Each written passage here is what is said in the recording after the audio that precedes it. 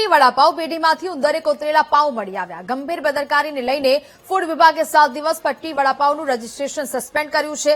Valia ફૂડમાંથી expiry ડેટવાળો જથ્થો મળી આવ્યો છે. ફૂડ એન્ડ ડ્રગ વિભાગે 2 પેઢીને ઇમ્પ્રુવમેન્ટ નોટિસ ફટકારી છે. કુલ 7 રેસ્ટોરન્ટમાં ફૂડ વિભાગે તપાસ આદરી અને આ તપાસ દરમિયાન 10 નમૂના તપાસ માટે લેબમાં મોકલવામાં આવ્યા છે.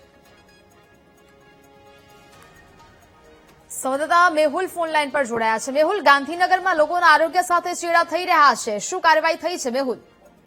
બિલકુલથી વાત કરવામાં આવે તો ગાંધીનગર મહાનગરપાલિકાના જે ફૂડ એન્ડ ડ્રગ્સ વિભાગ છે, જે તંત્ર છે, તેના દ્વારા તપાસ કરવામાં આવી. 7 અલગ અલગ રેસ્ટોરન્ટ અને જે ફૂડ જે સ્ટોલ છે તેની તપાસની અંદર ગંભીર બેદરકારી સામે આવી છે, જેની અંદર પટ્ટી વડાપાઉંની જે દુકાન છે તેની અંદરથી ઉંદરે કોતરેલા પાઉં જે છે તે પણ મળી આવ્યા છે. તેની સામે કાર્યવાહી કરતા તેનું લાયસન્સ 7 દિવસ માટે સસ્પેન્ડ કરી દેવામાં આવ્યું છે. સાથે જ ગ્વાલિયા ફૂડ્સ જે છે કે જે નામચીન જે ચેઇન બ્રાન્ડ છે તેની અંદરથી પણ અખાદ્ય જથ્થો જે છે તે મળી આવ્યો છે. એક્સપાયર થયેલો ફૂડનો જે જથ્થો છે તેનો સ્થળ પર જ નાશ કરવામાં આવ્યો છે.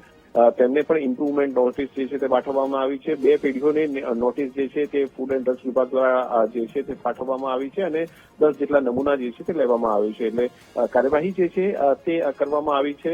સસ્પેન્ડ પણ લાયસન્સ કરવામાં આવ્યું છે જે પટ્ટી વડાપાઉંમાંથી જે ઉંદરે ખાતેલા જે પાઉં મળ્યા છે તેના સંદર્ભમાં. જી બિલકુલ મેહુલ, જાણકારી બદલ આભાર.